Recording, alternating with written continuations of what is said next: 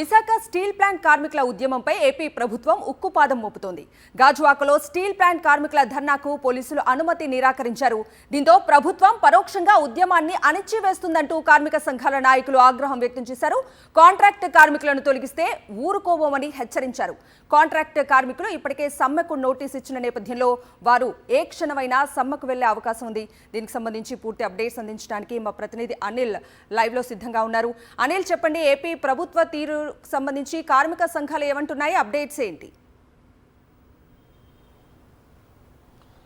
కూటమి ప్రభుత్వం అధికారంలోకి వచ్చినప్పటి నుంచి కూడా ఉక్కు ఉద్యమాన్ని అణిచివేసేటువంటి ప్రయత్నం చేస్తుంది. 2021 జనవరిలో పెట్టుబడుల ఉపసంహరణ నిర్ణయం వెలువడిన తర్వాత నుంచి ఉక్కు పోరాట కమిటీ ఆధ్వర్యంలో పెద్ద ఎత్తున స్టీల్ ప్లాంట్ కార్మికులతో పాటు అఖిలపక్ష కార్మిక సంఘాలు పెద్ద ఎత్తున పోరాటం చేస్తున్నాయి. అప్పుడు ఎప్పుడు కూడా ఇలాంటి సందర్భం లేదనే చెప్పాలి. ఎందుకంటే అప్పుడు ఉన్నటువంటి రాష్ట్ర ప్రభుత్వం పూర్తిగా కార్మికుల పోరాటానికి సహకరించింది. అయితే కూటమి అధికారంలోకి వచ్చినప్పటి నుంచి ఏ కార్యక్రమం చేపట్టాలన్నా అనుమతి తీసుకోవాలి. పోలీసులు అనుమతి ఇస్తేనే ఆ కార్యక్రమం చేయడానికి ముందుకు వెళ్ళండి, లేదని కూడా పోలీసు ఉన్నతాధికారులు కూడా కార్మిక సంఘాల నేతలకు తేల్చి చెప్పినటువంటి పరిస్థితి. తాజాగా నిన్న మహాధర్నా కార్యక్రమాన్ని గాజువాకలో తలపెట్టారు.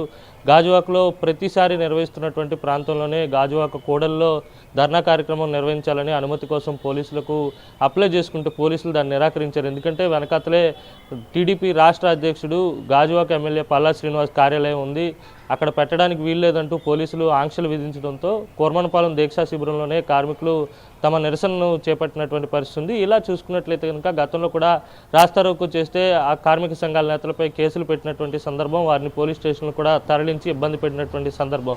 ప్రతి సందర్భంలో కూడా ఉక్కు ఉద్యమాన్ని అణిచివేసేటువంటి ప్రయత్నం రాష్ట్ర ప్రభుత్వం చేస్తుంది. మరోవైపు కూటమి అధికారంలోకి వచ్చిన తర్వాత స్టీల్ ప్లాంట్లో కార్మిక వ్యతిరేక నిర్ణయాలు వేగంగా జరుగుతూ ఉన్నాయి. వీఆర్ఎస్ ఇచ్చి కార్మికులను బయటికి పంపించడం ఒక ఎత్తు అయితే, ఇప్పుడు తాజాగా కాంట్రాక్ట్ కార్మికులను తొలగించాలనే ప్రతిపాదనతో ఇప్పటికే దశల వారీగా కాంట్రాక్ట్ కార్మికుల తొలగింపు ప్రక్రియ అనేది వేగంగా జరుగుతూ ఉంది. ఇప్పటికే కాంట్రాక్ట్ కార్మికులకు సంబంధించినటువంటి యూనియన్లన్నీ కూడా సమ్మె నోటీస్ కూడా ఇవ్వడం జరిగింది.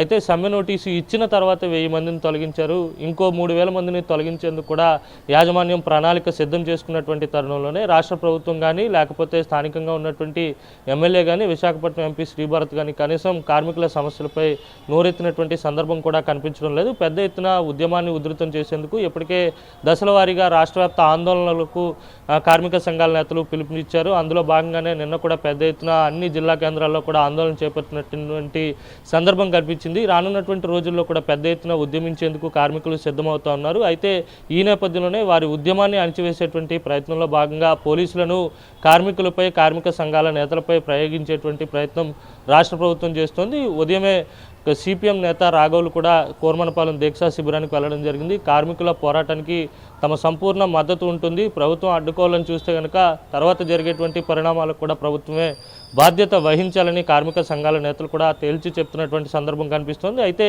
ఇక్కడి నుంచి పోరాటాన్ని మరింత ఉధృతం చేసేందుకు కార్మికులు సిద్ధమవుతూ ఉన్నారు. ఏ నిమిషమైనా సమ్మె సైరన్ మోగించి 14,000 మంది కాంట్రాక్ట్ కార్మికులతో పాటు ఉక్కు ఉద్యోగులు కూడా సమ్మెలోకి వెళ్లేటువంటి అవకాశం అయితే స్పష్టంగా కనిపిస్తోంది. కవిత.